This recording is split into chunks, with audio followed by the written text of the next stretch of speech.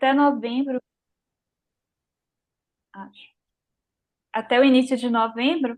Então, é isso, né? A gente está em plena atividade aqui. Nosso semestre vai, na verdade, até o início de fevereiro. Não sei como é que vocês estão aí na USP, né? Bom, então, começando, agradecendo o convite novamente e a oportunidade de estar em contato com esse grupo, né, desse programa de pós-graduação interunidades aí da USP. E eu também sou da área de ensino de ciências, então é bacana conversar com colegas.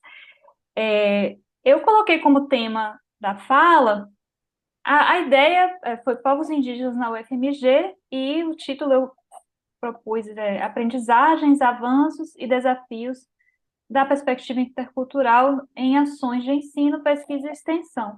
Então, a ideia foi trazer para vocês um pouco um panorama mesmo de como que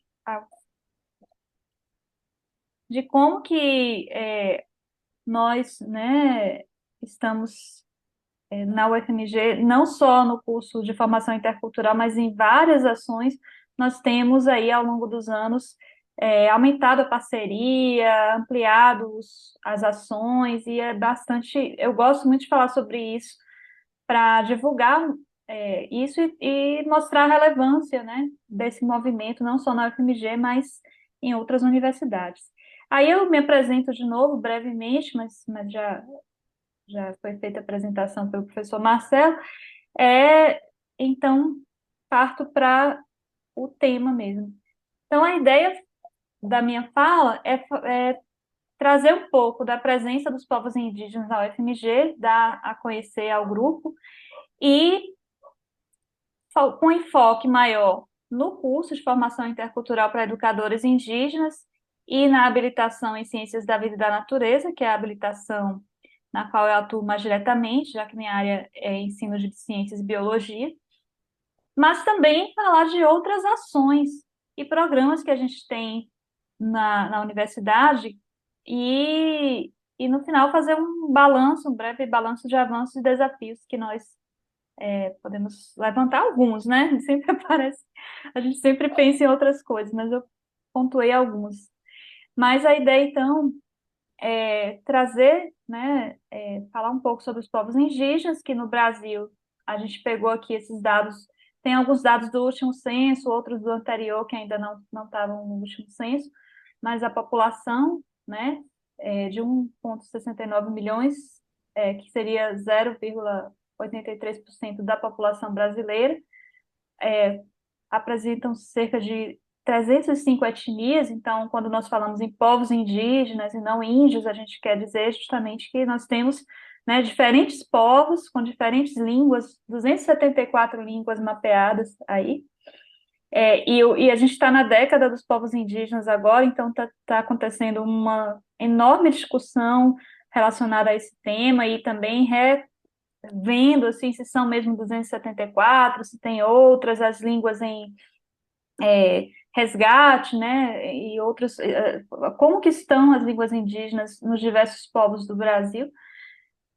E a gente sabe que os povos indígenas têm um histórico de enfrentamento de problemas sociais e violências e de lutas por suas línguas, territórios, saúde, educação. Mas temos conquistas também, né? Então, essas duas imagens aí da Sônia Guajajara e da Célia Chacriabá são para trazer um ponto forte, né, do que a gente tem conquistado também, os povos indígenas têm conquistado nos últimos tempos. A Célia Chacriabá, ela é uma curiosidade, ela é estudante egressa do curso de formação intercultural para educadores indígenas daqui, né? Então é um orgulho, assim, ter a Célia como estudante egressa. Ah.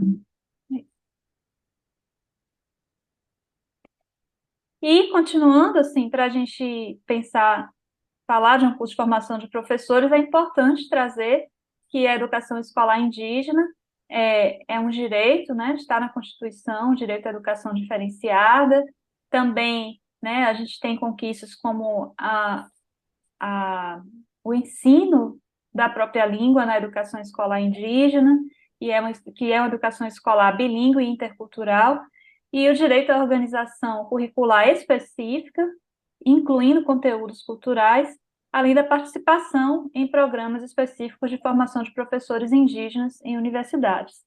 Então, é nesse contexto, né, que a UFMG entra como uma das universidades que vai ofertar cursos. Inicialmente, nós tivemos estudos, cursos e projetos de extensão que envolviam povos indígenas, mas em 2006, a partir das demandas desses povos indígenas que estavam, né, em Minas Gerais e os projetos que já estavam acontecendo, os professores envolvidos, a primeira turma foi formada a primeira turma do curso de formação intercultural para educadores indígenas, e nesse período era uma turma ainda que era um projeto, né, financiado pelo MEC, ProLinge MEC. Então, em 2009, essa turma forma, e aí a gente consegue, dentro da universidade, no momento em que a gente tinha o Reúne, né, que era um movimento de ampliar determinados cursos e também abrir novos cursos que tivessem demandas represadas, a gente consegue que a formação para educadores indígenas ela se torne um curso regular ofertado pela Faculdade de Educação. E aí, em 2009, também há a abertura de vagas suplementares, que aí é um outro modo de ingresso de estudantes indígenas na graduação na UFMG, que são vagas suplementares e em cursos outros, né, que já existiam, mas que abrem essas vagas específicas para estudantes indígenas. Em 2014, a universidade, a UFMG adere ao programa de formação transversal, e aí começa também a ofertar formações transversais em saberes tradicionais, e nessas formações são convidados sábios, sábias indígenas, lideranças, quilombolas também. Então, assim, começa a circular mais dentro da universidade e nas formações, nas graduações, né, os estudantes que optam por fazer formações transversais e a formação em saberes tradicionais têm a oportunidade de ouvir e aprender conhecimentos a partir da presença de sábios e sábias indígenas e quilombola, enfim, é, na universidade envolvidos na formação desses estudantes. Em 2017, a gente tem um movimento das vagas suplementares para estudantes indígenas nos programas de pós-graduação. Então, todos os programas de pós-graduação passam a ofertar editais, abrir editais com vagas suplementares para estudantes indígenas. E na Faculdade de Educação nós temos dois programas, que é o programa acadêmico, né, o PPGE, que é o programa no qual eu fiz o doutorado, que já tem estudantes de mestrado e doutorado indígenas que entraram por esses editais, e também o mestrado profissional em Educação e Docência, que é um mestrado que também abriu essas vagas, em alguns tem aberto essas vagas, e nós já tivemos também estudantes que realizaram mestrado profissional, estudantes indígenas, na Faculdade de Educação. Muitos deles são egressos do próprio curso de formação intercultural, porque como nós já temos aí 15 anos atuando, então nossos estudantes egressos têm seguido, aí alguns deles têm seguido carreira acadêmica também. Em 2020, nós tivemos um movimento muito importante aqui na universidade, foi o reconhecimento do notório saber. Então, muitos desses sábios e sábias indígenas, quilombolas e de outros saberes também relevantes, mas que nem sempre, né, historicamente não tiveram espaço na universidade, eles puderam pleitear o título de doutor por notório saber, e nós tivemos vários sábios e sábias indígenas que conseguiram essa titulação.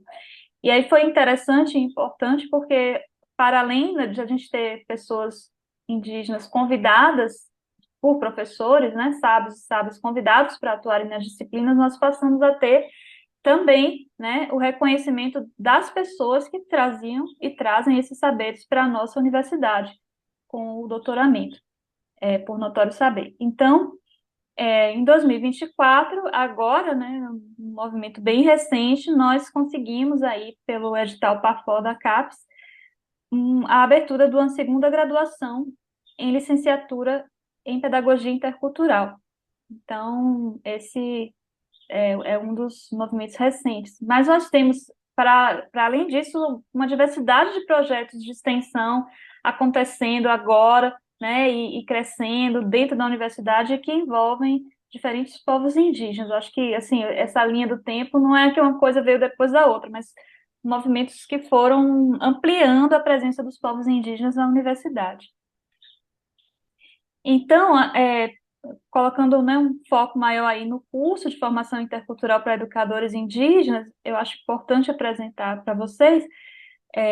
Então, é um programa de licenciatura indígena, como eu falei antes, desde 2009 nós ofertamos turmas, tem um currículo intercultural e multilingüe, nós temos 4 habilitações, então a cada ano entra uma turma de uma habilitação diferente, e uma das habilitações é as ciências da vida e da natureza. Nós temos ciências sociais e humanidades, matemática, linguagem, artes e literatura. O curso tem a duração de 4 anos e nós temos atividades na UFMG e também em territórios indígenas. Nós chamamos esse curso de curso em alternância. E muitos estudantes, apesar de ser um curso de licenciatura, ao contrário do que a gente tem, né, nas licenciaturas que a gente tem nas universidades mais urbanas e tal, nós temos muitos estudantes que já são professores em suas comunidades, porque o movimento da formação dos professores aconteceu muito conjuntamente com o movimento de construção e de formação dos currículos específicos das escolas em comunidades indígenas, porque muitos estudantes tinham que sair de suas comunidades para estudar em municípios próximos e nessas escolas eles não tinham acesso nem à cultura nem à língua e muitas vezes eram até, né, desrespeitados, enfim. Então, a luta pelas escolas dentro das comunidades indígenas veio junto com a luta pela formação de professores indígenas para atuarem nas suas próprias escolas. E aqui é um pouco do desenho do nosso curso. A gente tem intensa mobilização política na universidade, então é um momento em que, quando eles estão aqui, né, dá visibilidade para as causas indígenas. Nós temos aulas na universidade, nós temos atividades em escolas indígenas, tivemos, né, temos ainda algumas, mas na pandemia foi mais atividades online, mas isso ficou um pouco, assim, em alguns momentos que precisamos de alguma reunião, de alguma organização específica, a gente faz atividades online, e atividades nas aldeias. E os nossos componentes curriculares, a gente tem o percurso acadêmico, que seria o que a gente chama de TCC, que aí é pensar o ensino pela pesquisa, então eles vão fazer pesquisas da sua própria realidade e também, né, as atividades que eles realizam no curso, eles vão articular, né, com as pesquisas que eles realizam, né, e a presença indígena em bancas e co-orientações. Isso é super importante, assim, porque nossas bancas finais dos percursos, elas têm dois participantes. Um componente é indígena, um sábio ou sábia daquele assunto do trabalho, e outro é um professor, um doutorando, uma doutoranda, mestrando, ou professor do corpo docente do curso. Também algo que é bem central do nosso currículo são os estágios, que acontecem não por turmas, mas por territórios, já que as escolas indígenas são específicas também, né? Então, o povo Chacriabá vai ter uma concepção de escola diferente do povo Pataxó, por exemplo. Então, mesmo que a gente tenha Pataxó e Chacriabá numa turma só, a gente vai, nos estágios, organizar por povos. A observação e projetos de ação pedagógica. Então, a gente tem muito esse desenho nos estágios, né? E os seminários temáticos são seminários que acontecem semestralmente, e a gente sempre busca trazer questões centrais relacionadas à educação intercultural e a temas que estão, né, na ordem do dia para os povos indígenas, também trazendo convidados, às vezes, de indígenas de etnias que não são das mesmas dos estudantes do curso. E também, assim, a gente tem, um semestre a gente tem esse seminário, no outro a gente tem as apresentações dos percursos acadêmicos, que também os convidados, né, que vêm para as bancas, são externos ao curso, indígenas. Aqui é um exemplo de um seminário que nós tivemos, ele foi feito virtualmente, porque foi durante a pandemia, e o tema foi Culturas Digitais e Mídias Indígenas. E uma das palestras foi super interessante, foi sobre mídias e mulheres indígenas. E aí tinha uma professora, né, da UF, Federal do Sul da Bahia, Sudoeste da Bahia, e uma convidada indígena, que é advogada e comunicadora da Rede pelas Mulheres Indígenas. Só para dar um exemplo como os nossos seminários são, né? A gente tem convidados indígenas e não indígenas priorizando os indígenas. Aqui a gente mostra, entra na habilitação da nossa área, né, de ciências, ciências da vida e da natureza, e a gente já está na quarta turma. E cada turma, ela vem com uma composição diferente de povos. Então, por exemplo, né, Pataxó, Chacriabá, na segunda turma a gente teve os Pataxó Ranranhã. Pataxó, geralmente a gente tem os Pataxós que moram no sul da Bahia, ali na região de Porto Seguro e Cabralha. Pataxó-Ranran já é da região de Ilhéus, Chacriabá, norte de Minas. Guarani, a gente já teve, esse estudante de Guarani era do Espírito Santo. E agora a gente está com uma turma, que é a quarta turma, que a gente tem estudantes Pataxó da Bahia de Minas, que a gente também tem os Pataxó que vivem em Minas Gerais, e Chacriabá e Machacali. Machacali é a primeira vez que a gente tem na turma de Ciências da Vida e da Natureza, mas a gente já tem estudantes formados em Machacali, que estudaram em turmas anteriores. E uma curiosidade para vocês, assim, que talvez vocês não saibam, é que, falando das línguas, né? O povo Machacali, a primeira língua deles é o Machacali. Eles aprendem, quando crianças, o Machacali, e aos 12 anos ali, é que eles vão entrando ali na língua portuguesa. Então, a gente tem estudantes que não falam tão bem o português, estudantes Machacali. E o Chucuru Cariri, que é um grupo que veio, a origem é de Alagoas, mas eles moram, esse grupo, esse estudante mora em Brumadinho, é só um estudante, em Minas Gerais. Então, a região de Brumadinho ali, eles têm uns 4 anos que se locomoveram esse grupo para essa região. Bom, aqui é uma foto da turma que acabou, né, de formar, a última turma das Ciências da Vida e da Natureza, na Faculdade de Educação, e é um espaço aí cheio de plantas e tal, que a gente chama de espaço mandala, que é um espaço bem bonito que foi construído na faculdade, que é um lugar que todo mundo vai quando quer, assim, dar uma relaxada, pegar um pouco de boas energias, tomar um chazinho, conversar, descansar e, enfim, é um lugar de reenergizar. E aí eles quiseram tirar fotos lá, porque é um lugar que eles vão muito, assim, durante o curso. Aqui eu coloquei algumas questões que nós, da área de Ciências da Vida e da Natureza, nos colocamos, né? Porque nós somos professores desse curso. Fiquei falando o que é o curso, talvez, né, alguns de vocês tenham perguntado, para que eu quero saber desse curso? Eu acho que um pouco a gente faz isso para fazer mesmo uma propaganda, mostrar, né, o que é um curso de licenciatura indígena, só para indígenas, né? Proposto específico, assim, especificamente para eles. Mas nós somos professores da área de ciências, então eu sou formada em biologia, meu doutorado em educação, tenho colegas da área da física, da química, da enfermagem, da engenharia, da arquitetura, todos atuando aí na turma de ciências da vida e da natureza.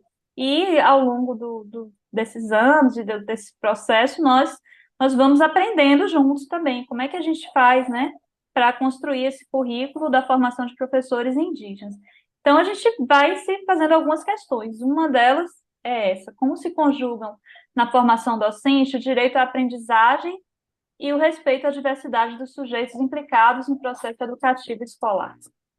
Outra questão: que lugar o conhecimento científico ocupa ou pode ocupar nos contextos das escolas indígenas, né? Então, se a gente se propõe a uma educação que priorize o diálogo intercultural, né, nessa perspectiva de uma educação que promova diálogo entre culturas, reconheça as diferenças entre elas e a força do conhecimento tradicional dos povos indígenas, a gente tem que se colocar sempre as questões de o que é mesmo, que ciência é essa que a gente vai trabalhar, como, quais são as demandas e quais são as trocas possíveis e como que a gente realmente tenta trabalhar, né, de uma forma mais horizontal entre os conhecimentos de uma forma mais horizontal e não, né, como historicamente, né, a escola e a educação para os povos indígenas vem como um processo, às vezes, de dominação de uma cultura sobre a outra, né? Como é que a gente sai desse lugar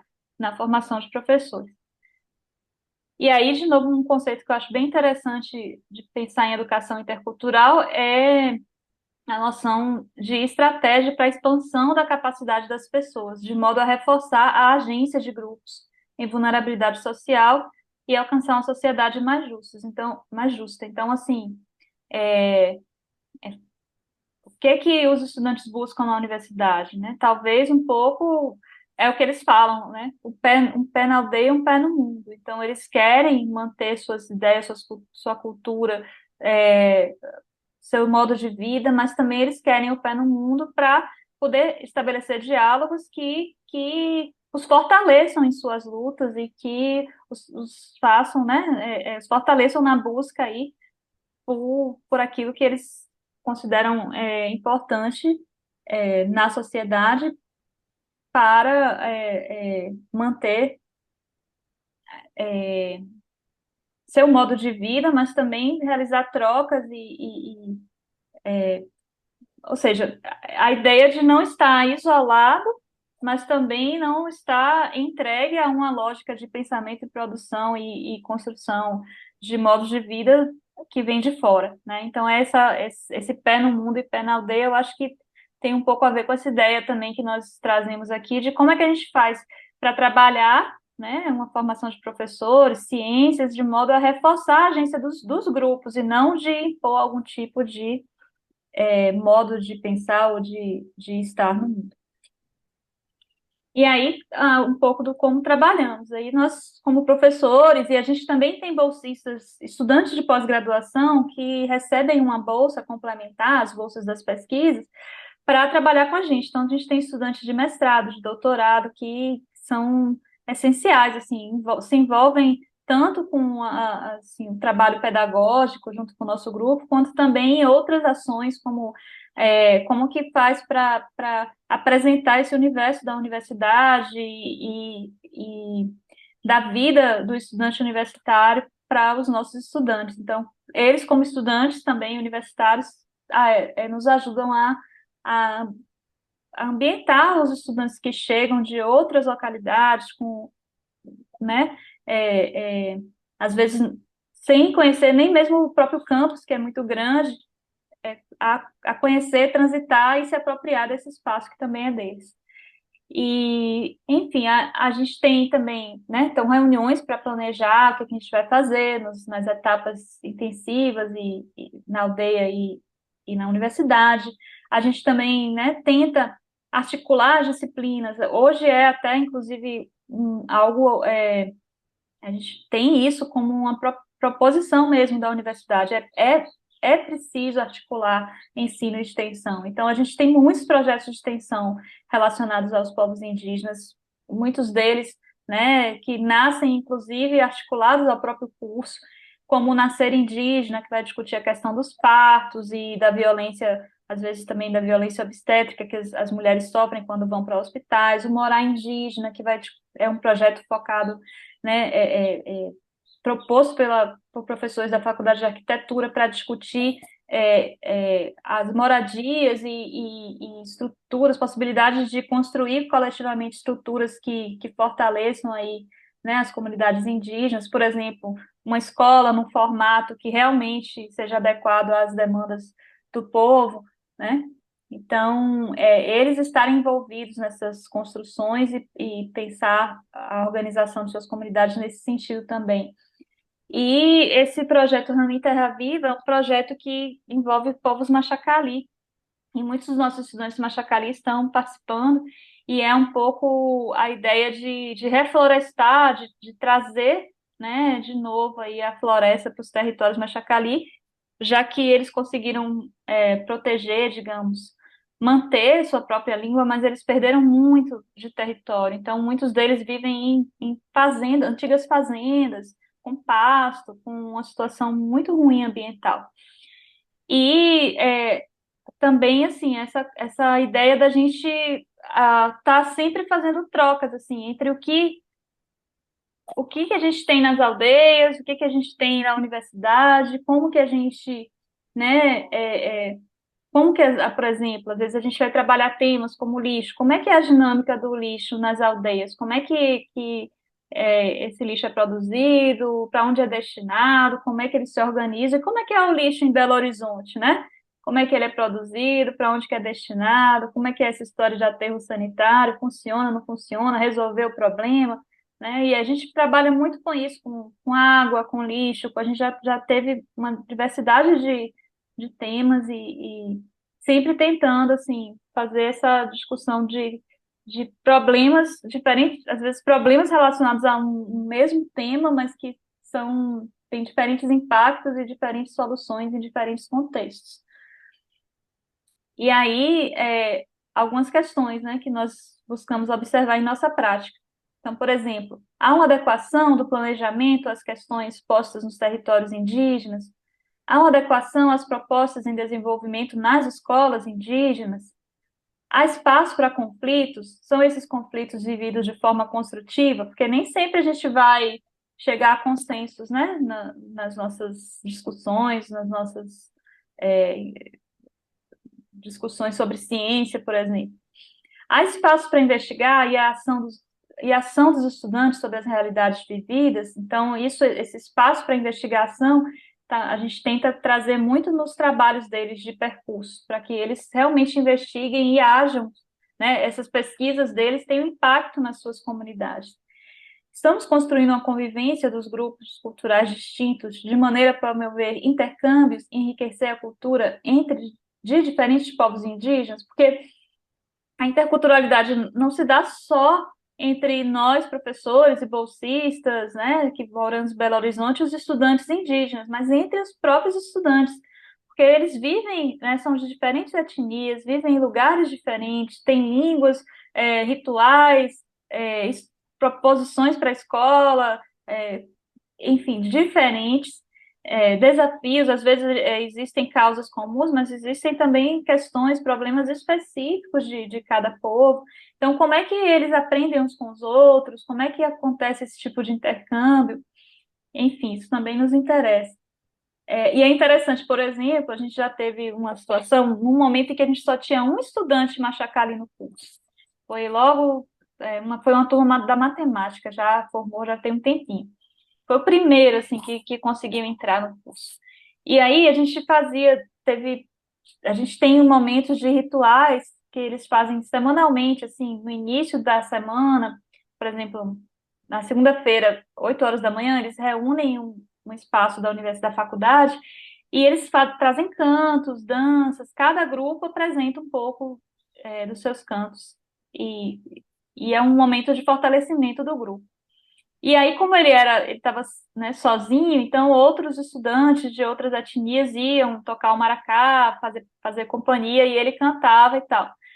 E aí, uma vez foi muito interessante, porque a gente teve uma passeata na faculdade, um momento foi da SBPC, né, que aconteceu lá na UFMG, e aí teve uma parte da SBPC que foi afro-indígena, e a gente estava com todos os estudantes aqui, e eles participaram, foi uma participação, assim, intensa, assim, muito importante mesmo no evento, e no final teve um cortejo, E aí eles participaram. E aí nesse cortejo eles iam cantando diferentes cantos. E aí na hora do canto Machacali, os outros colegas que já tinham aprendido iam ajudando e cantando junto. Então foi muito legal. E depois eles contaram pra gente: ah, eu já tinha aprendido esse canto, fui lá participar e tal. Então, a gente entendeu isso como essa aprendizagem entre eles também, sabe? Muito importante, assim. Bom, e aí eu coloquei um pouco a questão da pesquisa, né? Como que a gente se articula, articula nossa prática com a pesquisa? E aí, é claro, como eu coloquei, né? Eu faço parte de um programa de mestrado profissional e lá a maior boa parte dos meus orientandos são da área são professores de biologia, de ciências, né? Já de outras áreas, já tive um aluno da geografia também, mas a maioria de biologia e ciências. E não necessariamente indígenas. Na verdade, eu co-orientei um estudante indígena no mestrado profissional. Mas a gente tem, como grupo de professores, a gente tem buscado, feito um movimento de participar, né, de fazer escritas coletivas sobre questões que nos movem ao longo dessa experiência, participar de congressos, orientar, né, aí, como eu orientei esse estudante no Promestre, outros professores orientam estudantes indígenas em outros programas de pós-graduação, e a gente busca, assim, não só eu, mas outros professores também, é, vincular sua pesquisa, né, relacionar de alguma forma a pesquisa à prática. Não dá para fazer 100%, em alguns momentos eu estou trabalhando, né, metodologias de ensino, não necessariamente relacionada a povos indígenas, mas eu tenho buscado a me aproximar na pesquisa também dessas experiências que a gente tem, porque a sensação é que a gente tem muita experiência, mas precisa buscar os aportes teórico-metodológicos que nos fortaleçam, e eles às vezes não estão, na minha visão, assim, não estão, quando a gente olha para a área de metodologias e tal, na área de ensino de ciências, não é suficiente. Eu acho que a gente precisa buscar aporte em outras áreas também. Então, agora eu acabei de finalizar um pós-doutorado e, na verdade, eu nem entendo como finalizado, porque, na verdade, foi tipo um pontapé para eu fazer uma imersão em alguns estudos e compreender um pouco mais as questões indígenas e ambientais numa perspectiva teórica mais próxima ao que a gente vê na prática. Então, só brevemente, assim, eu não sei se eu estou falando muito, mas nessa pesquisa, eu fiz algumas ações, por exemplo, né, tentar entender melhor como é que a extensão estava articulando com a graduação. Então, acompanhei alguns projetos de extensão, participei de algumas ações, e realmente, assim, a gente tem incorporado no FIEI a ação de extensão de uma forma muito maior até do que é exigido pela universidade, que é de 10% da carga horária dos currículos do curso. Também, né, busquei, porque o título da pesquisa foi Currículo Territorializado em Diálogo com a Educação Ambiental, e minha ideia era justamente tentar entender, né, como que o currículo do FIEI, né, poderia ter, né, uma articulação tanto com ações de extensão, muitas delas voltadas para a questão ambiental, no sentido, por exemplo, né, quando a gente faz atividades de extensão em espaços como o Museu de História Natural, Jardim Botânico da UFMG, e, enfim, a gente então, aqui também era um outro segundo objetivo, que era tentar entender como determinadas áreas verdes da própria universidade são e poderiam ser mais articuladas aí às ações do curso de ensino de extensão. Então, a gente acompanhou algumas ações nesses espaços também, e um pouco de atualizar sobre a temática da educação ambiental, que também, para mim, né, na verdade, a discussão ela já não está mais, né, na educação ambiental crítica, acho que ela já avançou. Eu queria entender um pouco como é que estava essa discussão, e aí acabei, né, trabalhando muito nessa perspectiva. A minha orientadora foi a professora Isabel Cristina, é, Isabel Cristina de, meu Deus, Isabel Cristina de Moura Carvalho, que, né, ela tem um histórico na educação ambiental de pesquisa, ela tem uma trajetória imensa e continua, e ela tem trazido, né, essa discussão da educação ambiental é, para uma perspectiva que dialoga, por exemplo, com determinados conceitos, como esse que eu busquei, né, transitar um pouco, conhecer um pouco mais durante o pós-doutorado, da aprendizagem situada, da comunidade de práticas, da LEIVE, das epistemologias ecológicas que ela própria propõe, né, ela e o Carlos Alberto Steel, Ecologia de Práticas e Cosmopolíticas, da Isabelle Stengers, Ecologia Decolonial, do Malcolm Ferdinand, a ideia de cosmovisão, né, que a gente tem também em autores indígenas, trabalhos como o do Copenau, Davi Copenau e Albert e do Krenak.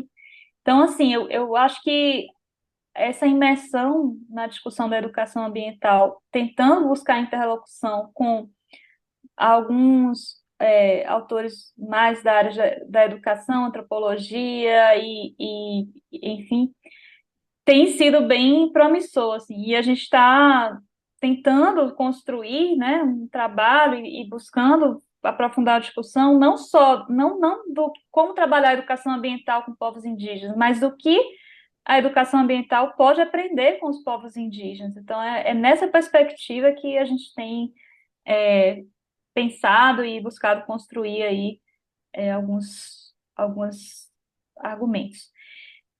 E aí também, desse pós-doutorado, aconteceu uma coisa bacana que a gente está propondo um grupo de pesquisa que vai, na verdade, ele vai envolver professores, estudantes de pós-graduação e pesquisadores de grupos de pesquisas orientados pela professora Ana Maria Gomes Rabelo, da professora, né, Isabel Carvalho, e meus, e de outros professores também da Faculdade de Educação que estão transitando aí por essas discussões, né, epistemológicas aí. Então, meio um pouco dessa interlocução entre educação e antropologia. E aí, bom, com relação ao FIEI, eu acho que o curso de formação intercultural seria um pouco isso. Mas eu queria passar brevemente, retomar assim as outras ações que eu citei para vocês na universidade. Então, só trazer, por exemplo, em 2024, a gente teve 20 vagas. O programa de vagas suplementares, ele segue, né? Então, começou lá em 2017, se eu não me engano, como eu falei lá. E continua. Então, a gente teve aí a oferta de 20 vagas e os cursos, né? Agronomia, antropologia, ciências biológicas, cada curso 2 vagas. A gente ainda considera que é pouco, mas tem avançado, assim, novos cursos têm aderido às vagas suplementares para povos indígenas a cada ano. Aqui, sobre a formação transversal, né, que em 2015 saiu essa resolução regulamentando, e é isso, né, como ao conceder a hospitalidade aos saberes das culturas afrodescendentes, indígenas e populares, o projeto procura abrir à universidade a experiências de ensino e pesquisa pluriepistêmicas. Os cursos são oferecidos a alunas e alunos de todas as graduações da UFMG. Aqui, né, a gente tem a resolução da política de ações afirmativas para a inclusão de pessoas negras, indígenas e com deficiência na pós-graduação. Então, botei aqui o artigo referente aos povos indígenas. Então, anualmente serão publicados editais específicos com a oferta de, no mínimo, uma vaga suplementar em cada curso de mestrado acadêmico, mestrado profissional e doutorado da UFMG. Aqui a gente tem a resolução do reconhecimento de notório saber dos sábios e sábias indígenas, afro-brasileiros, quilombolas, de culturas populares e demais tradições. E como eu falei, né, a gente já tem vários sábios e sábias indígenas que receberam o doutoramento por notório saber.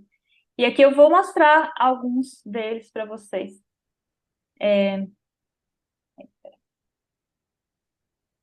Essa é a Sueli Machacali, né? Ela recebeu o título de doutora em 2021. O Israel Machacali, que é o marido dela, também, né? Eles são cineastas e foram reconhecidos por isso, nessa área. A Messa Japira Pataxó, em 2022, ela é uma grande educadora, né? E foi doutorada em educação. Seu Valdemar Chacriabá também, parceiro do curso desde o início da implantação, e inclusive ele vai ser o primeiro professor convidado da pedagogia intercultural, que é uma das novidades da pedagogia intercultural, que a gente vai convidar a cada semestre um desses doutores por notório saber para lecionar uma disciplina no curso. Então, ele vai ser o primeiro. Cacique Babal Tupinambá, a mestra Maria Muniz, que é Pataxó Ranhan. Eu troquei. Eu acho que a Maria Muniz é educadora. A outra foi também educação, mas a mestra Japira, ela trabalha com plantas medicinais. E o Canacho, né, que também é da área da educação, e ele é Patachu, ele é de Minas Gerais, e a comunidade dele tem, assim, construído práticas pedagógicas específicas indígenas com canto, com desenhos, imagens que eles chamam de terreis, né, que são inovadoras, assim. Inclusive, muitos professores, por exemplo, de cursos como o da pedagogia, fazem, e escolas de educação básica organizam excursões para a comunidade dele para eles apresentarem as práticas pedagógicas que desenvolvem na escola do seu povo. E aqui a novidade que eu coloquei para vocês, que é a segunda licenciatura em Pedagogia Intercultural, e aí um pouquinho de como que ela vai funcionar, né? Um curso que vai durar 2 anos, e os estudantes eles já são graduados, né? Então é uma segunda graduação. E a gente vai ter essa novidade, né? Que no corpo docente a gente vai ter mestres notório saber também participando com a gente. Aqui foi um pouco, levantei alguns pontos, né, de avanços e desafios que a gente pode levantar. Então, em relação ao FIEI, é um curso que já funciona há 15 anos. A gente já tem hoje uma estrutura para o curso mais bem desenvolvida, tem professores, conta com professores e funcionários da UFMG, né? O curso acontece na Faculdade de Educação também, a gente tem salas para os estudantes, tem a estrutura da faculdade com a qual a gente pode contar. Temos alunos egressos, muitos alunos egressos que têm ocupado novos espaços, seja como professores em escolas, diretores, representantes da comunidade em relação não só à educação, mas também em outras áreas, saúde também. Muitos deles também estão indo para pós-graduação, a gente tem lideranças, né, na política, por exemplo, também. E o curso e aí acaba que funcionou e funciona como um modelo para outros cursos. A própria pedagogia intercultural, ela vem toda baseada no nosso curso PA, que já tem 15 anos aí, né, funcionando. Mas também outros cursos de outras universidades nos consultam, nos procuram para conhecer e para se inspirar, buscar ideias para a construção de suas próprias construções, né, dos seus próprios currículos. E desafios, assim, a gente ainda está aí na luta por uma moradia universitária específica para os estudantes das vagas suplementares, que também vêm de aldeia, que tem que morar em Belo Horizonte, já foram conquistados, assim, a Pró-Reitoria de Assuntos Estudantis conseguiu casas para esses estudantes morarem. Então, casas só para eles, assim, grupos de estudantes indígenas que estudam na UFMG. Mas os estudantes que vêm nesse movimento de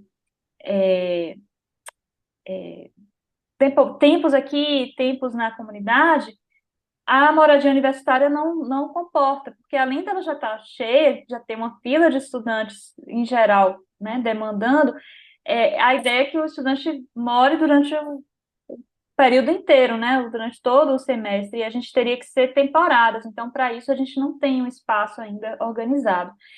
E então isso é uma demanda muito grande.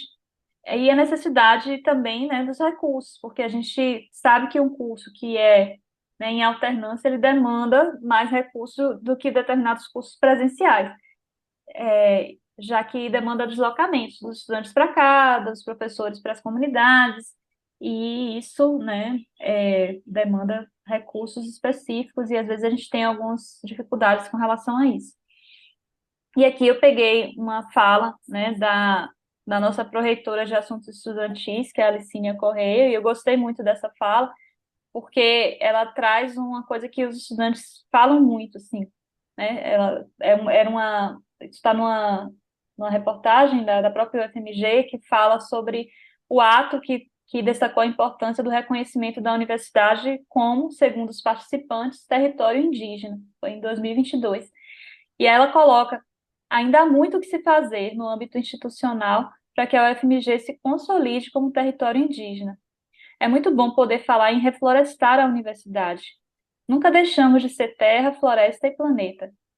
E é isso, pessoal. Agradeço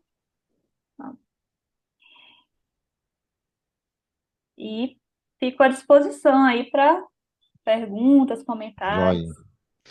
É isso mesmo. Agora a gente tem um momento das perguntas e discussões. Obrigado, Marina. Muito esclarecedora a sua apresentação. Acho que tem pontos para a gente perguntar. Acho que você deixou de propósito, né? Começo por mim ou por vocês? Acho que vou começar por mim, então. Vocês não estão ainda pensando. Deixa eu ver aqui. Eu tenho algumas, viu, Marina? Eu vou fazer umas, depois eu vou passar para eles. Bom, meio por ordem do que eu anotei, eu vi que tem vários egressos. Você colocou a Célia, né? A Célia Chacriabá é uma indígena bastante atuante, conhecida, né? E, e a deputada federal por Minas Gerais, não é isso? E você comentou que ela é egressa, né, do FIEI. Aí, especificamente, você comentou também que tem estudantes na pós-graduação, né, que são egressos do FIEI. Você se lembra de temas de interesse desses egressos em particular? Enfim, para a gente poder explorar um pouco, né, essa relação com o que eles né, desenvolveram, o que eles aprenderam no curso e o que depois, enfim, com toda a vivência que eles tiveram nas aldeias, eles, quando retornam para fazer a pós-graduação, que tipo de problema de pesquisa, de tema de pesquisa que eles trazem? Você consegue explorar um pouquinho isso? Sim, na verdade, a gente tem alguns estudantes, que eu não vou saber dizer os temas, mas que vão para a área de antropologia, por exemplo, né? E aí eles vão muito trabalhar com questões relacionadas a lutas, a território e tal. Mas a gente também tem os estudantes que vêm para a área de educação. E aí muitos deles vão discutir a escola e práticas pedagógicas em suas escolas. Então, por exemplo, a Werimé, né, que foi minha co-orientadora, ela até é assessora da série, ela trabalhou ela é filha do Canácio, que é aquele professor, né, e liderança indígena que foi doutorado por notório saber da etnia Pataxu. E lá, assim, é um grupo pequeno e eles têm essa prática do terrei, é uma prática, o terrei é como imagens, desenhos, né, não sei se seria o nome ideal, mas assim, que são produzidas que contam da história, da cultura, dos tempos daquele povo indígena. Então, é, essa metodologia foi proposta pela mãe da Werineia, né, que é a Dona Alissa. E aí ela foi abraçada pela comunidade, e a Werimeia foi discutir o potencial de educativo de trabalhar com os terreiros para trabalhar não só, né, ciências, matemática, essas questões, mas cultura também. Então, como que ele pode ser um eixo integrador, digamos assim, na educação dos povos indígenas. No caso, ele é na escola de Moami-Mati, né, que é a comunidade da qual ela faz parte. Teve uma outra estudante, que é a Tchahá, que foi a irmã dela, que fez mestrado na mesma época, e fez na matemática. E aí ela fez uma narrativa dos tempos da pandemia na comunidade e foi contando nessa narrativa as matemáticas que apareciam, né? As trocas, compartilhamentos, contar como que organiza para fazer o, o artesanato, né? Então, ela foi articulando a partir das práticas na comunidade e especificamente durante o período da pandemia, como que a matemática aparecia de uma forma muito interessante, assim. E ela foi da habilitação em matemática do FIEI. Então, por assim, na educação a gente tem muitos estudantes trabalhando com a escola, os currículos mesmo, e como as práticas pedagógicas que eles produzem, né, aprofundando um pouco a discussão no ensino, na educação, e às vezes nas áreas também específicas, né? Sim, bacana. Eu vou fazer mais uma e vou passar, tá? Já já. Eu fiquei também curioso com uma passagem da apresentação que você falou dos conflitos, né? E aí você até eu acho que abriu um parênteses para falar que existem conflitos, né? Aparecem conflitos, é, inclusive quando se trabalha o conhecimento científico, né? E, bom, me chamou bastante atenção sobre isso. Primeiro para entender, né, que exemplos, né, que tipos de conflito construtivo, né, que você colocou assim, né, eles surgiram. E como é que vocês resolveram isso? Como é que vocês lidaram com esses conflitos?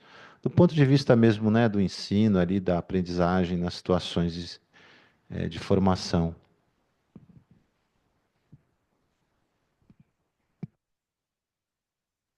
Tinha tirado o som. Você tirou o som, pode. Isso, agora sim. Então, é, deixa eu tentar lembrar, assim, alguns exemplos, mas é interessante, né, que esses conflitos, na verdade, são algo, eu acho que é nesse momento que a gente é colocado a pensar, né? O que que é trabalhar de forma intercultural, o que que é trabalhar evitando sobrepor um conhecimento em relação a outro, né? E como que a gente faz isso na prática.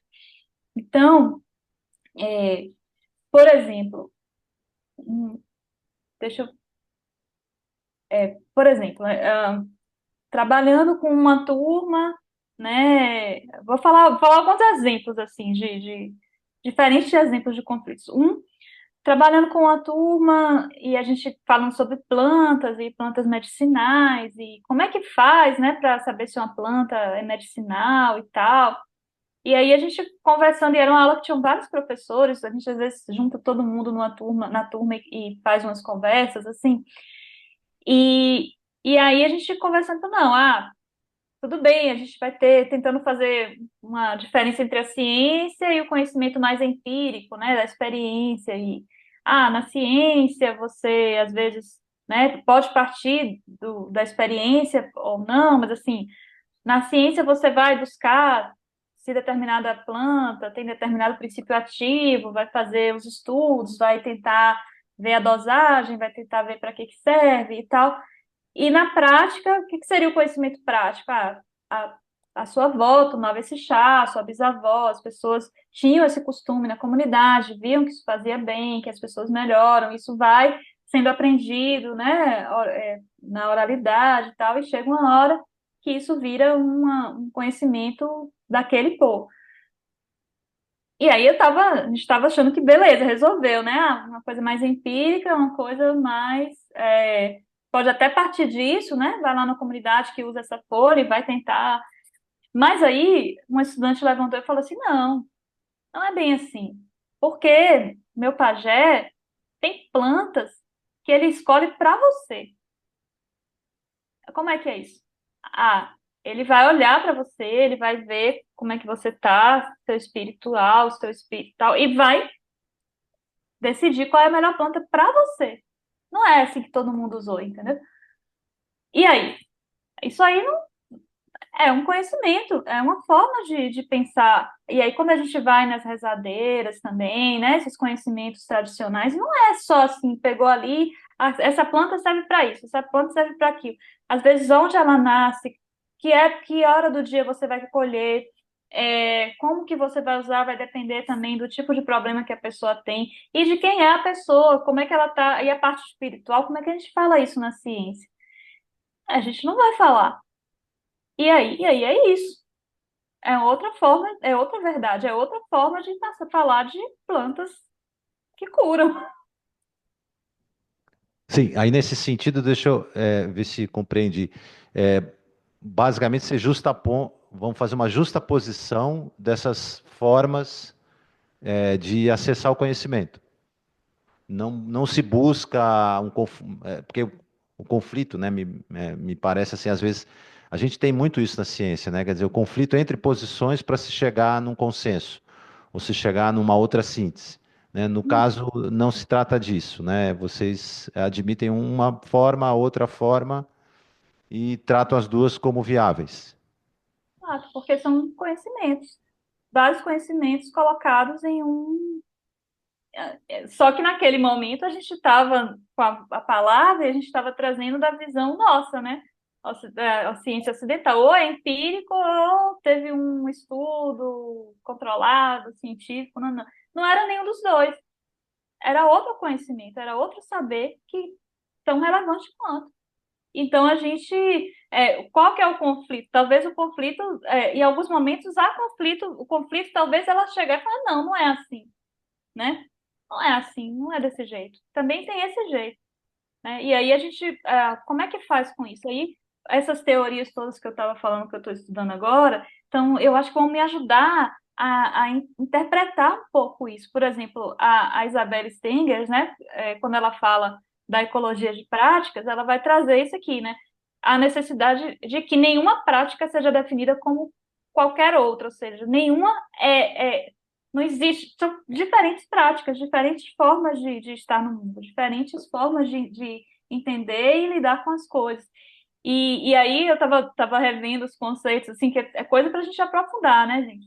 Mas a ideia da cosmopolítica que ela traz não é de uma cosmopolítica uma coisa única, ela traz o contrário, ela vai fazer uma crítica a essa ideia de que a ciência, no final, que explica, né, ao final das contas. E aí ela vai dizer, não, a gente não é só a gente chegar e dizer assim, né? Beleza, é legal esse seu jeito de pensar, mas é a gente fazer um movimento de entender que ele é tão válido quanto qualquer outro. Isso é desafiador quando a gente está trabalhando na educação e ciência. É muito fácil a gente falar, né? Ou fazer o conflito e tentar solucionar, trazendo, né, a grande resposta da ciência, que é o que a gente costumava fazer, e que eu acho que agora está sendo mais questionado, talvez. Ou a gente chegar e dizer assim, que legal, bonitinho isso, olha o que os povos indígenas fazem, que interessante, caricaturar isso, transformar numa coisa, é cultural, mas não é verdade, é ali, né? Tá. Mas como é que a gente pode entender que são diferentes modos de estar, de viver, de pensar e de agir no mundo? Esse é o grande desafio. Joia, joia, ficou mais claro para mim, obrigado. Vou passar agora, eu vi duas, você também, né? Pedi para se apresentar para ela. Boa tarde, professora. Meu nome é Ana Carolina, eu sou da biologia também, faço mestrado. E aí eu tenho uma pergunta. Eu vou pegar uma fala da senhora que me provocou essa pergunta para poder contextualizar. A senhora estava explicando sobre o modelo, né, do curso e que existe essa intenção de promover o intercâmbio entre as diferentes culturas indígenas, né? Então, os pataxós trocarem com os chacriabás e assim por diante. E aí, eu me atentei para uma coisa que depois a senhora falou, e nós, professores e bolsistas. E aí, isso me acendeu uma luzinha justamente no sentido de entender se existe uma iniciativa institucionalizada, né, dentro do curso, da faculdade, de estes professores e bolsistas também fazerem o exercício de entenderem os seus contornos culturais.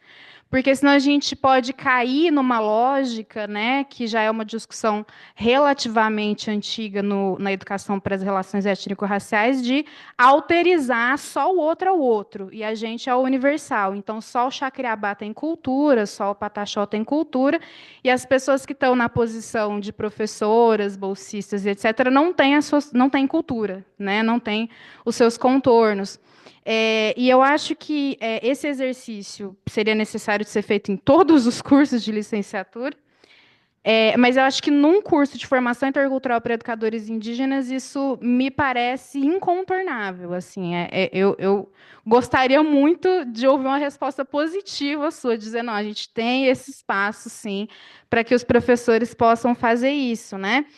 E mais do que um exercício de autoconhecimento, né, uma roda de conexão, assim, de, não, porque eu vim da escola pública, ou eu sou mulher, ou eu sou, né, no sentido de entender alguns marcadores, alguns adjetivos que podem fazer essa demarcação de pertencimento cultural, é entender como esses adjetivos influenciam na prática pedagógica, porque eles influenciam, eles estão lá, né?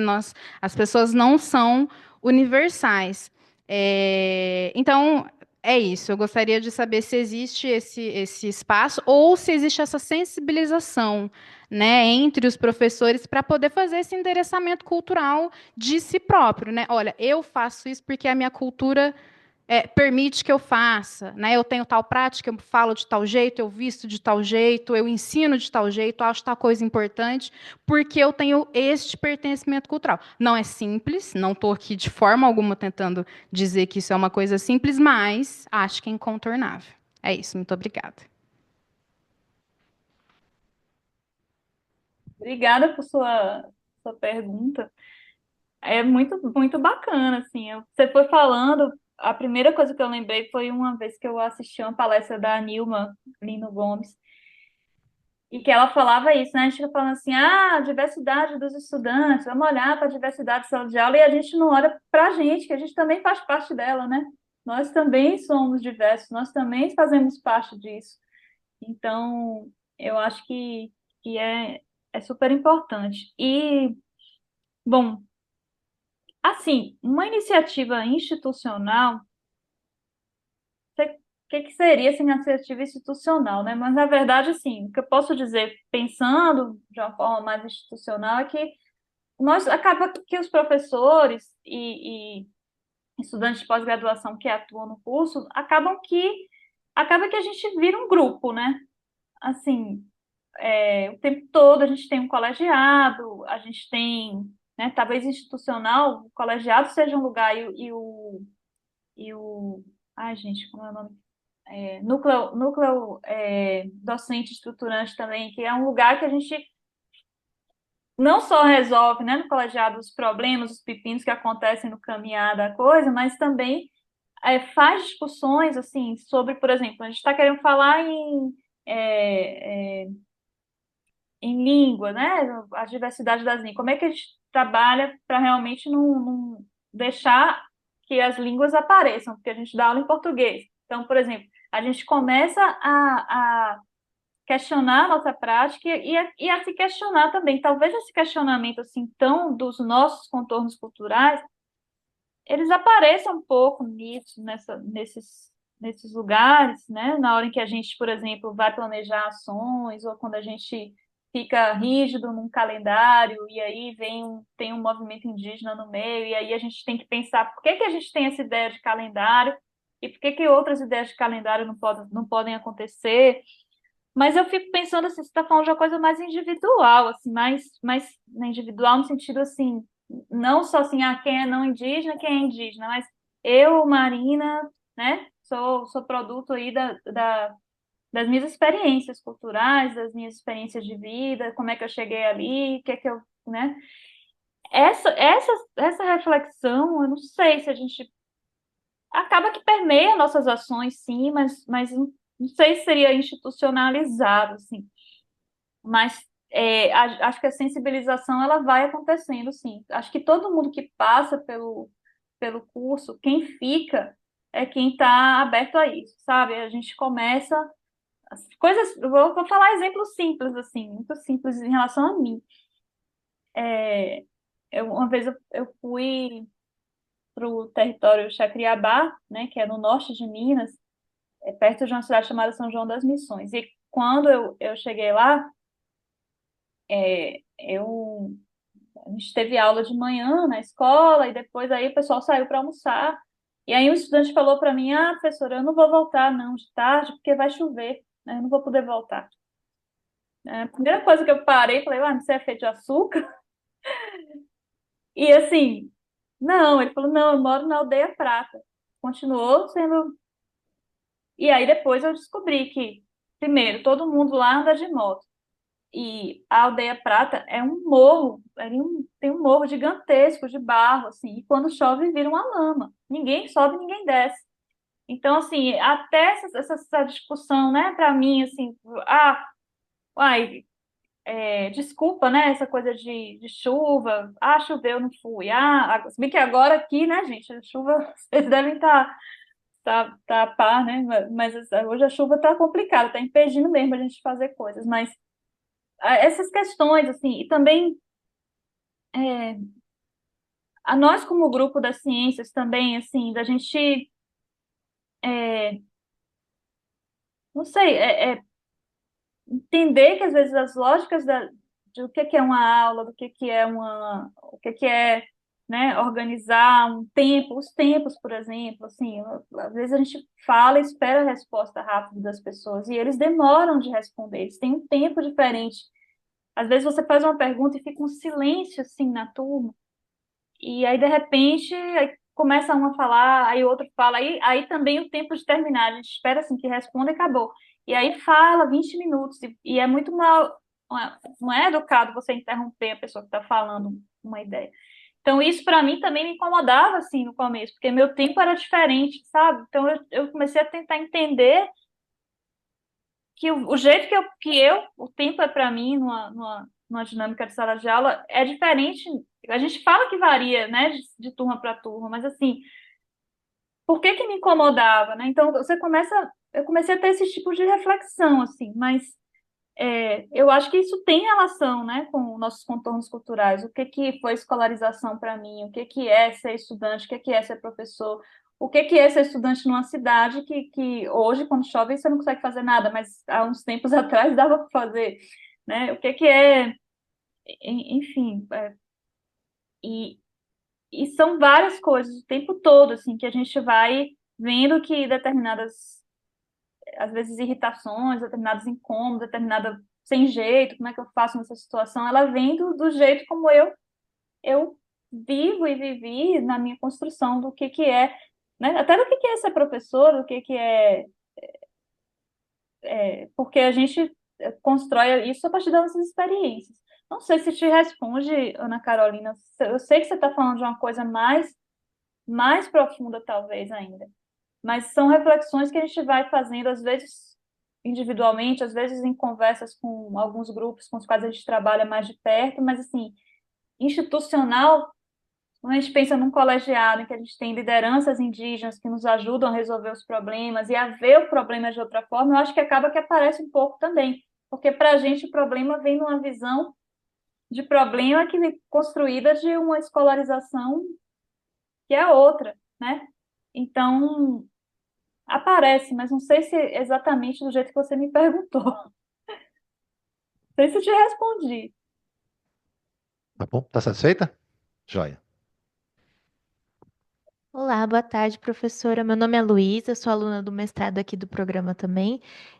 Eu fiquei pensando numa das coisas que você comentou, que foi que tem um aspecto de pesquisa acadêmica no curso de formação, né? Que vocês incluíram isso no currículo.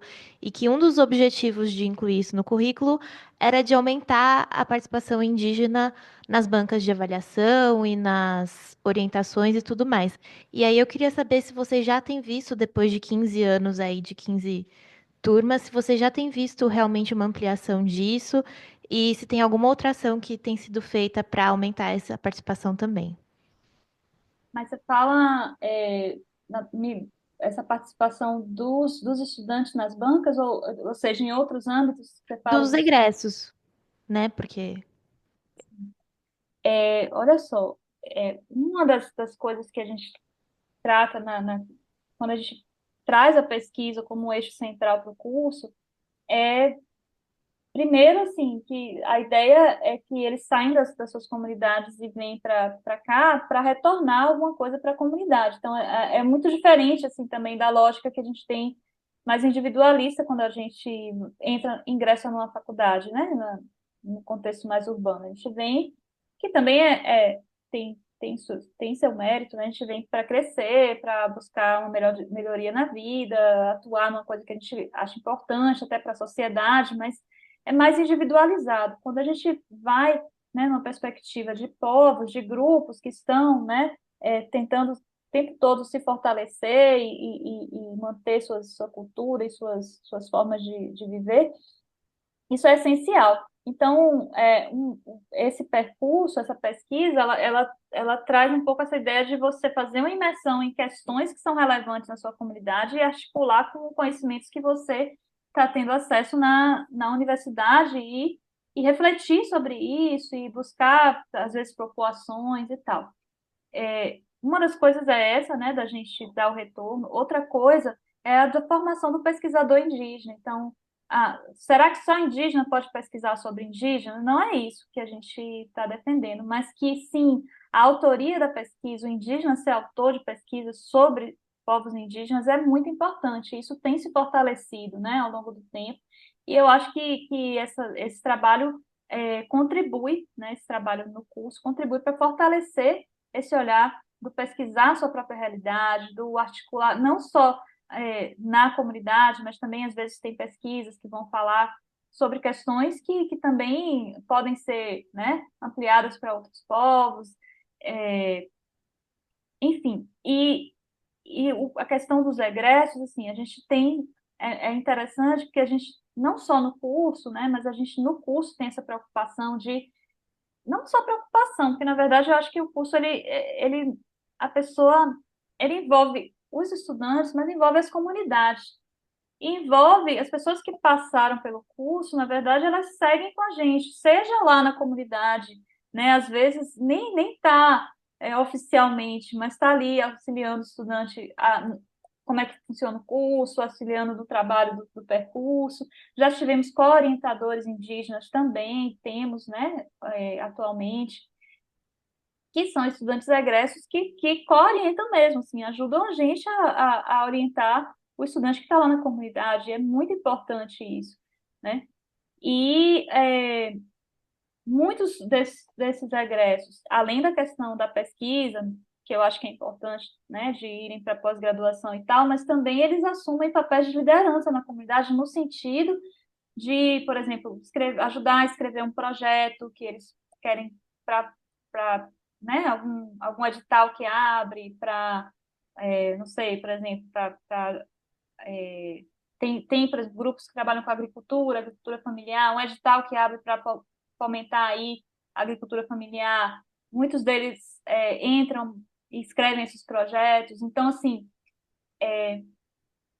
a ideia, deixa eu ver se eu retomo, se eu não fui sair da sua pergunta, eles continuam, né, muito assim vinculados ao PA de alguma forma, muitos deles, não sei se necessariamente todos, né, muito vinculados alguns deles à escola, então muitos já passam a ser diretores de escola, coordenadores, vão tendo funções também ali na escola, né, que vão mudando ao longo do tempo. Nossa turma da pedagogia intercultural é muito interessante, porque ela é toda de estudante egresso do curso, toda. E a gente tem, assim, de liderança indígena, porque uma delas fez o curso e criou uma prática pedagógica lá no Chacriabá super importante, de calendário sociocultural, não, acho que é socioambiental ou é sociocultural, porque trabalha com as estações do ano, todas as atividades que tem durante o ano e leva isso para a escola, né? Então, esse calendário é muito, sim, utilizado no povo Chacriabá, e ela foi uma das pessoas que puxou isso, e ela é uma liderança na comunidade dela. E tem outros, né, professores de longa data, professores que atuaram em gestão. Então, a gente tem nos nossos. E a gente está fazendo até uma pesquisa, porque o curso vai passar por avaliação agora, né, pelo MEC. Então, a gente está indo atrás dos nossos estudantes egressos para saber mais, assim. A gente vai ter mais dados depois num outro momento, quando a gente tiver isso, eu posso até trazer mais dados sobre o que eles estão fazendo agora, né? Onde que eles estão atuando, como que eles seguiram aí nas suas caminhadas. E é isso, eu não sei, Luísa, se tiver mais alguma coisa que eu não respondi, me diz.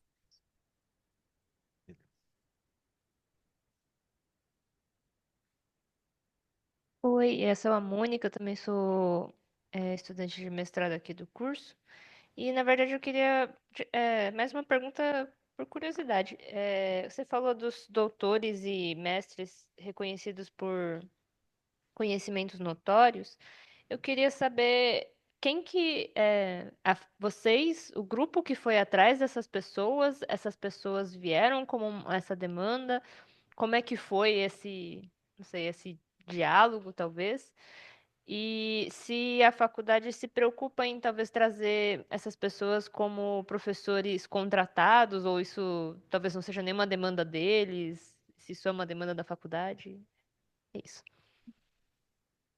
Mônica, então, como eu falei, né, lá no início, a gente já tem muitos sábios e sábias indígenas colaborando com a universidade em projetos, é, em cursos de extensão, ou curso não, projetos de extensão, em cursos, às vezes, né, por exemplo, esses cursos transversais, às vezes mesmo dando pequenos palestras, cursos mais curtos. Então, a gente tem, assim, já de longa data, esse movimento, né? E aí eu acho que um movimento que vem de antes do meu ingresso na universidade, mas que envolve tanto a busca das lideranças indígenas pela educação universitária, porque, né, também esse contato com a universidade vem de uma demanda, porque eles foram, né, galgando ali,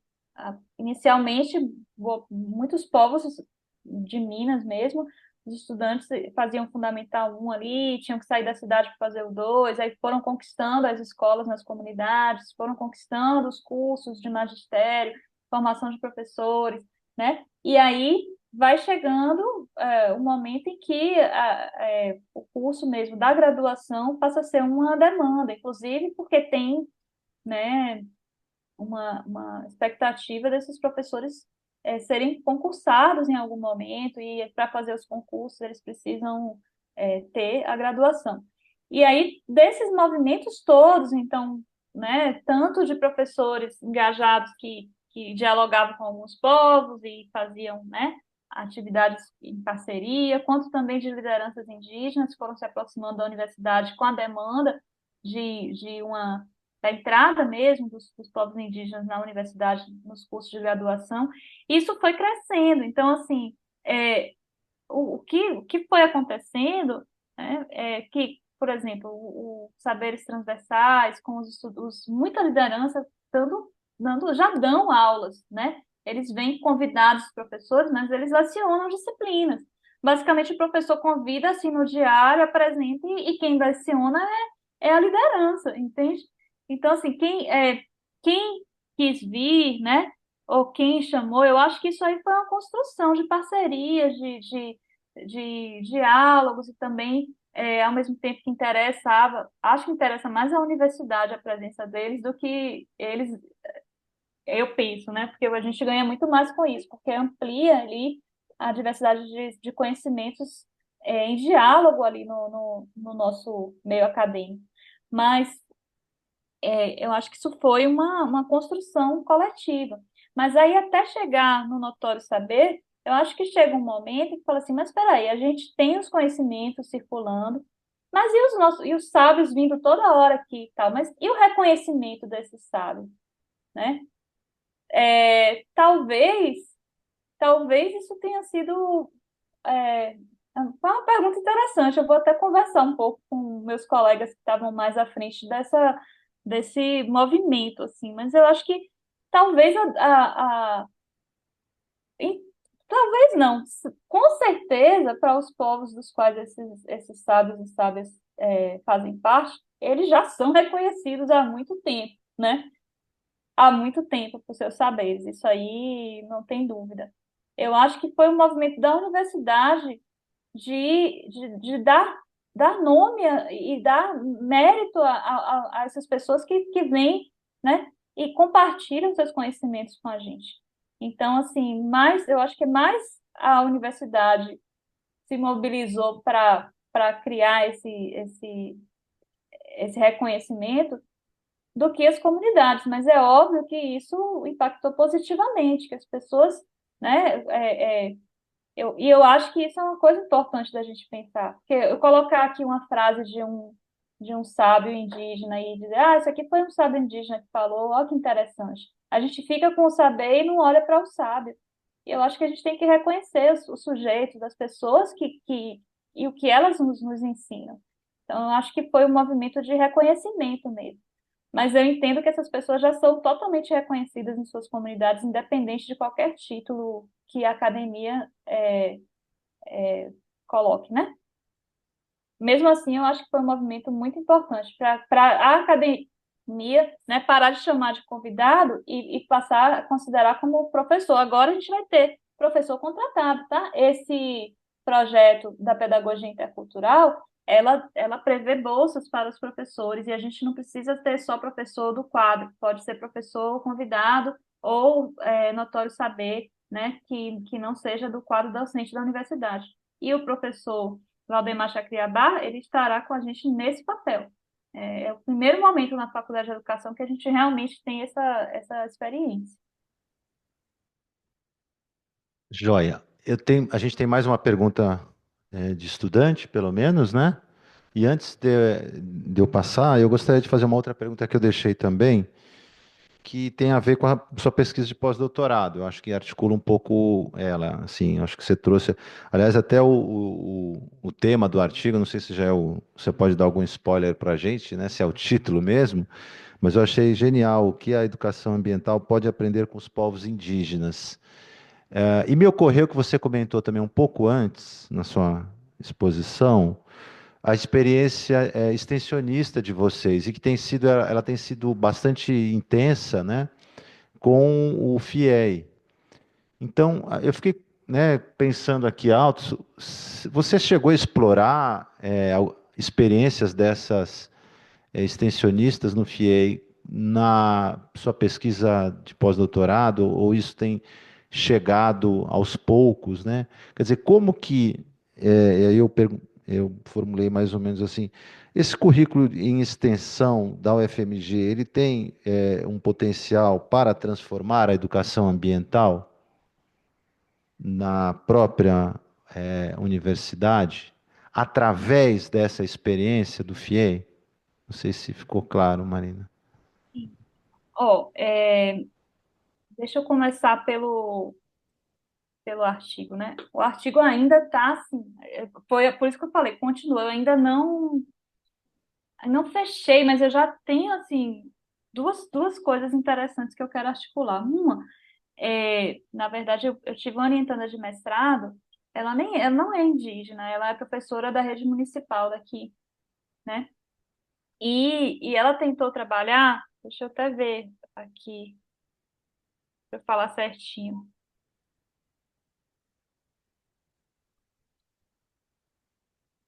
com a lei, né, 11.645, que é uma lei que torna obrigatório o estudo da história e cultura indígena e afro-brasileira nos estabelecimentos de ensino fundamental e médio. Então, ela partiu disso e ela é professora de ciências. E ela queria trabalhar, né, com a discussão de meio ambiente, de ecologia e tal, com os estudantes, mas trazendo, não trabalhando, ela queria articular o tema com conhecimentos indígenas. Então, ela buscou, ela estudou, na verdade, trabalho de percurso de uma turma de estudantes que formou em 2019 das Ciências da Vida e da Natureza, e ela também tentou articular, assim, ela trabalhou, né, com a Carta da Terra e alguns dos princípios que ela coloca, e ela tentou observar nos trabalhos de percurso o que é que os estudantes traziam nas suas pesquisas que podiam ser articuladas a isso. Então, um pouco assim, o que é que esses estudantes pensam sobre sustentabilidade? O que é sustentabilidade para eles? Não, ela não perguntava isso. Ela foi lendo os textos e foi vendo, por exemplo, né? Ah, uma comunidade, como é que é viver em comunidade? Como é que é viver o que que seria essa vida em comunidade? Como é que a gente conseguiria ver valores ali ou princípios que estão contemplados, né, na Carta da Terra? Quer ver? Deixa eu pôr aqui os princípios só para dar um exemplo.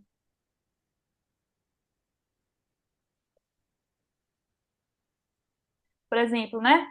O respeito e cuidado com a comunidade da vida, integridade ecológica, justiça social e econômica e democrática, não violência e paz. Ela pegou alguns desses princípios e tentou ver como que eles apareciam nas vivências, nas investigações, nas experiências que eles relatavam nos seus trabalhos de percurso.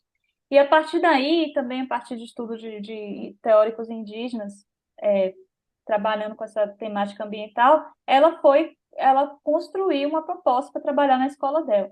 Então, assim, a ideia, né, de o que a gente, ela falou sobre o que a gente pode aprender com os povos indígenas, veio lá na dissertação dela. O que nós podemos aprender, né, falando com os povos indígenas?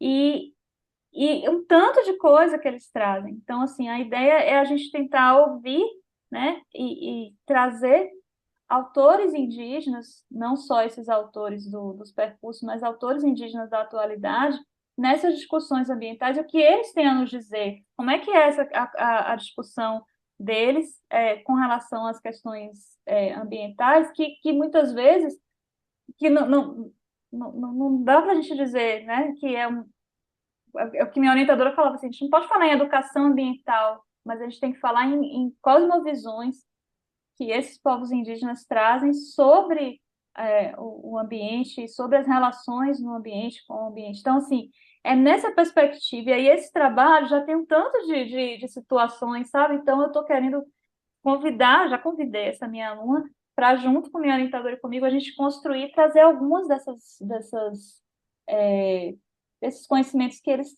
trazem nesses trabalhos. Então, por enquanto, o desenho está assim, a gente ainda está em construção, mas é isso aí. E a questão da extensão, na verdade, assim, eu acompanhei projetos que já existiam, participei de atividades e tal, mas tem algumas conversas em início, assim, que estão caminhando com esses espaços de área verde da universidade, né? De tentar construir projetos mais amplos de extensão que tragam a questão ambiental para o PA, ou mais específicos que a gente possa fazer como área, né?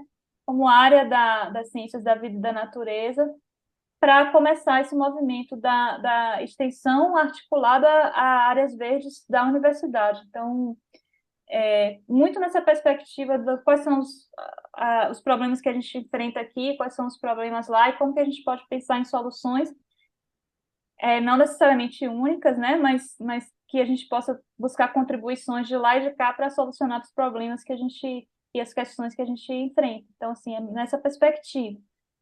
Mas estamos construindo também. Eu acho que foi um momento que eu pude dialogar com em outras instâncias, com coordenadores desses espaços, com outros professores, e a gente começar a construir essa ideia, sabe? Joia. Mais uma pergunta aqui. Boa tarde, meu nome é Francisco Matheus, sou aluno também de mestrado aqui do programa, e eu teria duas perguntinhas aqui, que é a questão da miscigenação, né? Porque você não trabalha com um povo indígena em específico, você trabalha com vários povos indígenas em específico. Então, como é lidar com essa miscigenação dentro dessa formação continuada ou formação acadêmica dentro da UFMG? E a questão desses projetos de extensões, se eles são da aldeia para a UFMG ou da UFMG para a aldeia, ou se é da aldeia para a comunidade, que eu acho que isso não ficou bem claro quanto você fala dos projetos de extensão. É, Francisco Mateus, você é nordestino, é de Pernambuco, de... Paraíba. Ah, eu sou nascida em Recife, criada em Salvador e vim parar aqui em Minas. Aí eu vi seu sotaque e falei, mas isso não é daí, não. Olha só, então, eu acho que a diversidade de povos indígenas que a gente tem no curso ainda nem é tão grande, né? Mas eu acho que ela só agrega. Então, na verdade, eu não vejo como desafio, eu vejo como, né, como algo que nos torna, nós todos que participamos do curso, nos torna melhores, assim, porque a gente realmente aprende uns com os outros, eles entre si, nós com eles, e também, assim, a gente consegue um pouco entender melhor, né, as próprias discussões que a gente propõe no curso. Então, se a gente vai falar em educação escolar indígena, a gente, não que a gente não pudesse trabalhar com um povo só, poderia, mas a gente ia conhecer a situação da escola indígena, por exemplo, de Jacriabá. É claro que tem diferentes comunidades, que também dentro das comunidades tem variações, mas assim, quando a gente tem diferentes povos com diferentes lutas por sua educação escolar, a gente entende a dimensão do que é pensar em educação escolar indígena, por exemplo, né? E aí, por exemplo, a gente pensar nos currículos diferenciados, não é um currículo diferenciado para todos os povos indígenas, são currículos mesmo. Então, olha, isso é algo desafiador, porque a gente, né, quando a gente fala em currículo, a gente geralmente pensa, às vezes, em base curricular. Isso, para povos indígenas, é complicado de pensar. É, e outra questão é da extensão. Eu acho que você trouxe essa questão, não sei se foi nesse sentido, tá, Francisco Mateus, mas talvez tenha sido daquele trabalho, extensão para, né, aquela coisa, a universidade leva alguma coisa para a comunidade, né, vamos fazer essa visão de extensão que eu acho que não é uma visão muito interessante, né, que aquela visão de nós sabemos tantas coisas, vamos ajudar ali aquele povo para eles melhorarem a vida deles. E eu acho que não é assim, né, que os projetos de extensão funcionam, principalmente os projetos de extensão do FIEI, porque não são do FIEI, mas muitos deles são coordenados por professores que atuam no FIEI ou que atuam já de longa data com povos indígenas. Então, a ideia, né, é que das experiências, das relações que vão sendo construídas, vão sendo também conhecidas e discutidas as demandas por exemplo, né, a questão da saúde indígena, do nascer indígena. Esse projeto de extensão, ele é liderado por uma colega da gente, que é uma professora da enfermagem, a Érica Dumont, e ela trabalha no FIEI há muitos anos também né, com nossos estudantes, e sempre ela trabalha com uma disciplina que é relacionada à saúde, sempre, todas as vezes que ela vai falar sobre saúde, sempre vem a questão das mulheres, dos partos, né, da cultura e da violência que as mulheres sofrem, não só, a gente sabe que a violência obstétrica acontece com qualquer mulher, em qualquer lugar, né, infelizmente a gente ainda tem essa realidade, e é uma luta, assim, até para a mulher escolher que parto, como é que ela quer ter seu parto, né? Quem é mulher, principalmente, sabe disso, assim, a gente observa, né, como é que a coisa acontece em qualquer...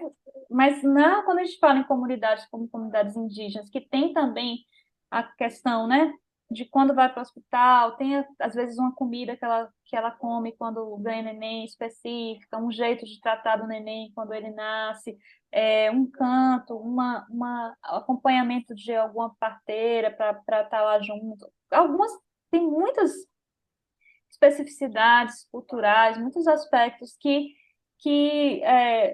muitas vezes essa violência passa por aí, assim, a violência de não poder fazer alguma coisa, de ter que comer uma comida que para eles faz mal, né? De ter que vivenciar uma experiência, né? Que acaba sendo traumática, de medo, enfim. Então isso aparece parecia muito nas aulas dessa professora. Então, assim, esse projeto vem também, aí muitos trabalhos de percurso relacionados a isso, e aí começa a surgir essa demanda, e começa a surgir parcerias, né? O projeto não tem só professores, tem estudantes também, tem lideranças da comunidade, o projeto de extensão é importante que ele tenha uma composição que envolva muitos estudantes, que envolva muitas pessoas, né?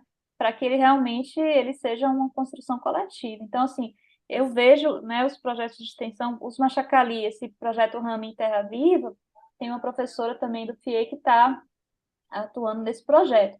E é uma demanda, todas as falas, né, todas não, mas muitas das falas do povo Machacali, das demandas que eles trazem, a gente quer a floresta de volta, o fogo, porque dá muito incêndio também nas áreas em que eles vivem, porque é tudo pasto e a gente está aqui, né, Sudeste é uma região que tem um período de seca grande, assim, quando a umidade é baixa, então pô, agora caiu uma chuva, deu uma melhorada, mas estava tendo incêndio toda hora por aqui. Então, numa área que é de pasto e tal, isso acontece muito. Então, eles tinham muito essa demanda por combater o fogo, por trazer a floresta de volta. Então, esse projeto é um projeto que junta as forças para tentar, né, construir grandes espaços para eles plantam mudas, né? Mudas de plantas que eles gostariam que tivesse lá, ou que originalmente tinha, e vão plantando essas mudas e colocando essas mudas na comunidade, plantando na comunidade, cultivando, enfim, então está super forte o movimento.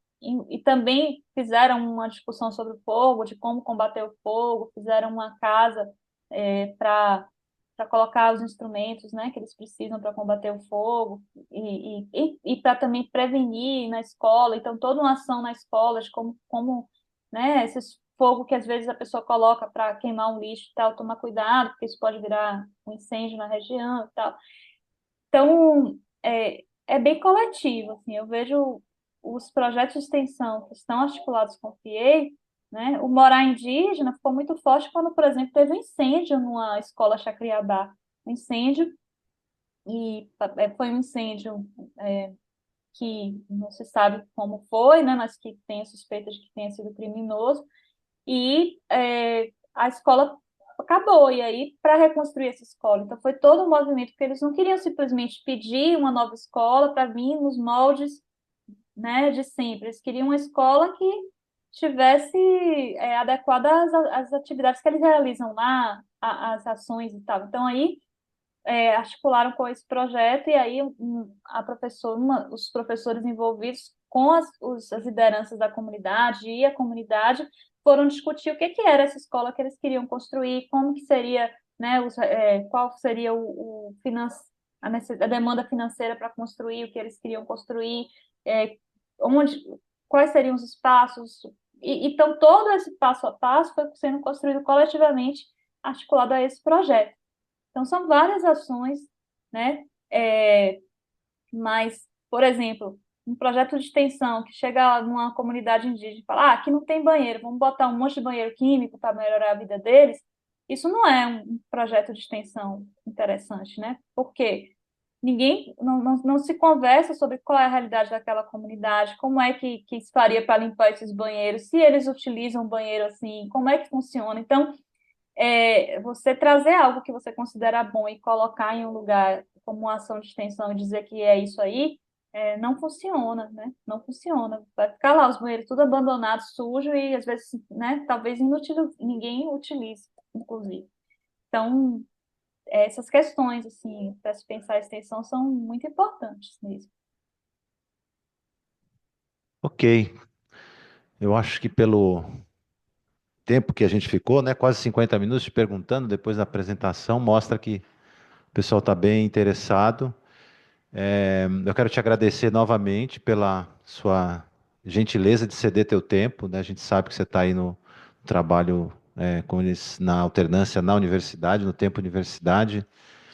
Desejar para você um excelente trabalho nesse momento e um feliz Dia das Professoras.